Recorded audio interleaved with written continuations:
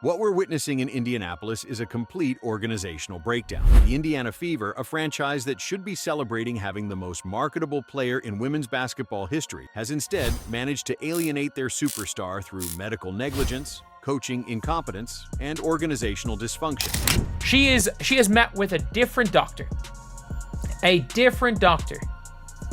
and she won't even give an update to the team. Not, oh yeah, you know, she's met with a different doctor and we're waiting on an update. She's waiting, or not even, well, that's basically it. They're waiting on, oh, she's gone to a different doctor and they've heard nothing. This could be the beginning of the end of Caitlin Clark's time in Indiana, a departure that would rank among the most devastating organizational failures in professional sports history. The injury timeline that reveals systematic failure.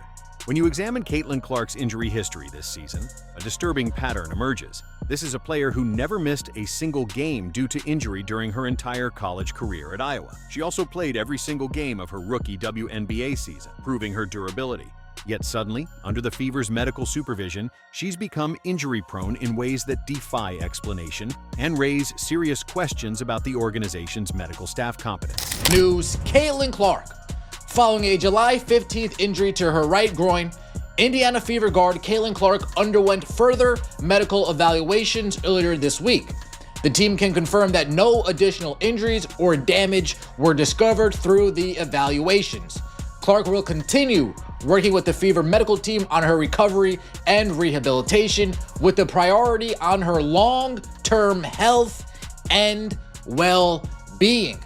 There is no timetable available for Clark's return, and no additional details will be provided at this time. Any further updates will be shared as they become available. Clark has now suffered 4 separate muscle injuries this season. The timeline reads like a medical disaster. It started on May 3rd with left leg soreness that kept her out of an exhibition game. Then, on May 26th, she missed her first professional game ever with a left quad strain. In June, a left groin injury sidelined her for 5 crucial games. On July 15th, she suffered a right groin injury in the final minutes against Connecticut.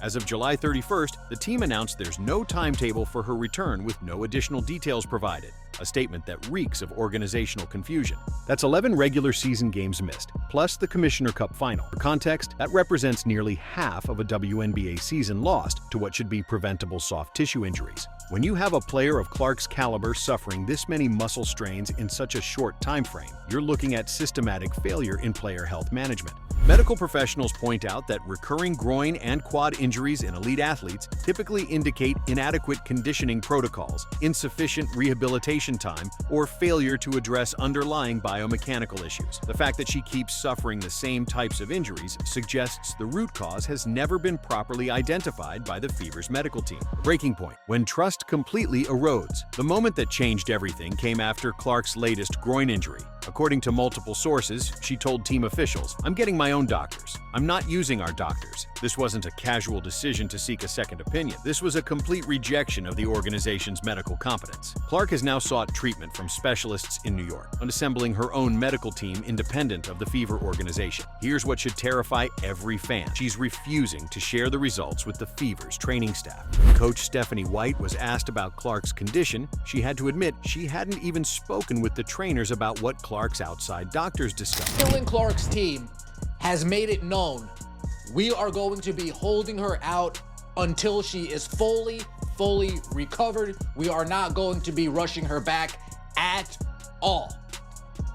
After taking Indiana Fever's advice, eventually Caitlin Clark needs to take matters into her own hands, make decisions for herself, and I believe that's what we are seeing with the team that she now has surrounding her. Think about the implications. Your franchise player is essentially operating as a free agent when it comes to her own medical care. Your coaching staff is completely in the dark about the health status of your most important player. This represents a complete breakdown in organizational communication and trust. This level of medical rebellion is unprecedented in women's basketball. The closest comparison is what happened with Kawhi Leonard and the San Antonio Spurs, where a superstar completely lost faith in his team's medical staff and eventually forced his way out.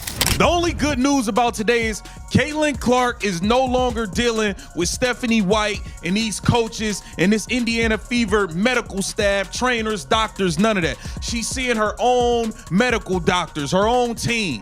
That's the only good news of today. She has abandoned the Indiana Fever medical staff, and I'm happy about it. I'm happy about it. She's pulling a Kawhi Leonard, what he did with the San Antonio Spurs, letting it be known, hey, look, I'll get back to y'all when I'm ready. I'm going with my own medical staff. Y'all can beat it, kick rocks, and I stand with you, Caitlin Clark. The situation has become so contentious that Clark's team has made it known they will be holding her out until she is fully recovered, completely bypassing the Fever's medical timeline and protocols. This represents an unprecedented power struggle between a player and organization over medical care, the coaching problem that's accelerating the crisis. While the medical mismanagement represents the immediate crisis, the deeper problem lies with the coaching philosophy implemented since Stephanie White took over. Here's the uncomfortable truth. Christy Sides, for all her flaws, understood how to use Caitlin Clark properly. Sides recognized a fundamental principle that White seems to have forgotten. When you have a generational talent, you build your entire system around maximizing their unique abilities, not force them into your predetermined system. Sides let Clark be Clark. She gave her the ball, trusted her basketball IQ, let her run the offense at her preferred pace, and watched the magic happen. The results speak for themselves. Record-breaking rookie statistics that rewrote the WNBA record books, the franchise's first playoff appearance since 2016, sold-out arenas everywhere they played, and excitement around the team that hadn't been seen in decades. White's approach represents the complete opposite philosophy. She talks publicly about wanting Clark to play off the ball and having two main ball handlers in her system, as if Clark is just another talented player who needs to fit into a predetermined scheme. This fundamentally misunderstands what makes Clark special. You don't take the ball out of Magic Johnson's hands because the defense is pressuring him. You don't bench Michael Jordan because he's being double-teamed. And you don't turn Caitlin Clark into a role player because your system can't accommodate greatness. The coaching problem extends beyond offensive schemes. There are reports that Clark was rushed back from previous injuries without adequate practice time. One broadcaster noted that before her last return from a quad injury, she had no meaningful practice time, yet was cleared to play. This suggests a coaching staff that either doesn't understand proper injury management or is willing to risk their star players' health. The statistical evidence of organizational failure. The numbers paint a damning picture. The Fever are 4-6 without Clark this season. While they've looked competent in some games, they're clearly not the same championship caliber team they could be with proper utilization of their superstar. That record represents the difference between making the playoffs as a lower seed and competing for championships. When Clark is on the floor, the Fever transform from a mediocre team into a legitimate contender. When she's not, they're just another franchise struggling to find an identity. Clark's impact on attendance, television ratings, merchandise sales, and overall league visibility has been unprecedented. She's not just helping the Fever, she's elevating the entire WNBA to new heights of popularity and commercial success. But this is how it starts in sports. This is how it starts in the NFL. This is how it starts in the NBA. When you start seeing the wheels in motion, there's signs. There's signs before eventually a player gets traded. A player eventually marks their next destination. The Indiana Fever, you're on notice. You're on notice. You better recognize what you've got going on, the asset in front of you, and you do whatever you have to do to correct what is happening. Consider the financial implications. Clark has brought millions in revenue through ticket sales, merchandise, television contracts, and sponsorship deals. She's transformed the Fever from a struggling franchise into one of the most valuable properties in women's sports. The idea that they could lose this asset due to medical mismanagement should keep ownership awake at night. The New York connection, writing on the wall. Perhaps the most telling sign of Clark's growing frustration came after the Fever's loss to the New York Liberty on July 22nd. Photos surfaced of Clark having what appeared to be a private meeting with Liberty coach Sandy Brondello and stars Brianna Stewart and Sabrina Ionescu in the tunnel at Barclays Center. The key detail, her agent was present for this discussion. When your agent is involved in a conversation with another team's coaching staff and star players, that's not a casual post-game chat. That's a business meeting about your future. The optics couldn't have been clearer or more damaging to the Fever's prospects of retaining their franchise player. This makes perfect sense from the Liberty's perspective. New York has championship-caliber players who understand how to complement a superstar, competent coaching that maximizes talent rather than constraining it, and an organizational culture that knows how to build around elite players.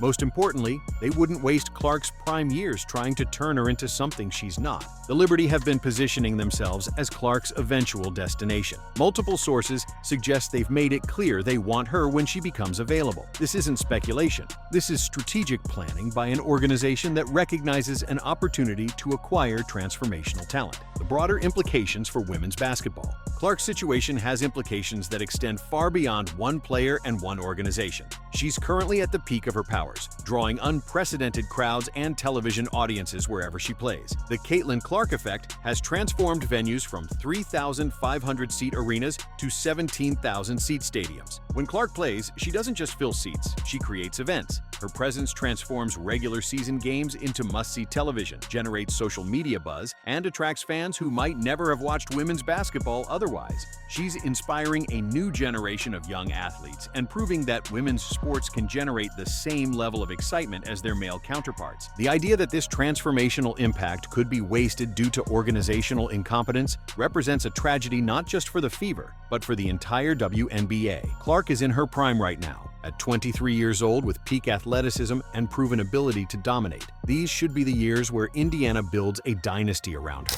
Quote, "This is the first time I haven't felt like a young body that can run around and sprint every day and just continue to do that," Clark said in an event during All-Star Weekend per Glamour.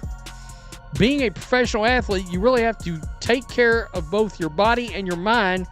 It's been a journey learning about that. Clark herself has acknowledged the physical toll this season has taken. She said during All-Star Weekend, "This is the first time I haven't felt like a young body that can run around and sprint every day." Being a professional athlete, you really have to take care of both your body and your mind. Her body language tells the story her public statements won't. She was visibly emotional after her latest injury, covering her head with a towel and showing clear frustration. She's seeking medical opinions without involving team staff. She's having private meetings with other organizations. These aren't the actions of a player committed long-term to her current situation. The inevitable conclusion.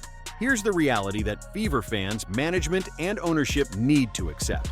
Caitlin Clark doesn't owe Indiana anything more than she's already given. She's delivered everything the organization could have hoped for and more. She's brought national attention, financial success, competitive relevance, and excitement that the franchise hadn't experienced in decades. If they can't provide her with competent medical care, intelligent coaching that maximizes her abilities, and a professional environment worthy of her talents, she has every right to take those talents to an organization that will appreciate what she brings. The Fever are at a crossroads that will define the franchise for years to come. They can either recognize what they have, make the necessary changes to build around Clark properly, and create an environment worthy of a generational talent, or they can continue down their current path and watch her take her talents elsewhere. The Indiana Fever are on notice. They better recognize the asset in front of them and do whatever it takes to correct what's happening. Based on everything we've seen so far, the choice seems clear, and the outcome appears increasingly inevitable. The Caitlin Clark era in Indiana was supposed to be the beginning of something special. Instead, it's looking more like a cautionary tale about organizational failure and wasted opportunity. The question isn't whether Clark will eventually leave Indiana. It's whether the Fever will wake up in time to prevent it. But thanks for sticking it out to the end. If you like what you see, please give the video a like and hit the subscribe button. See you in the next video.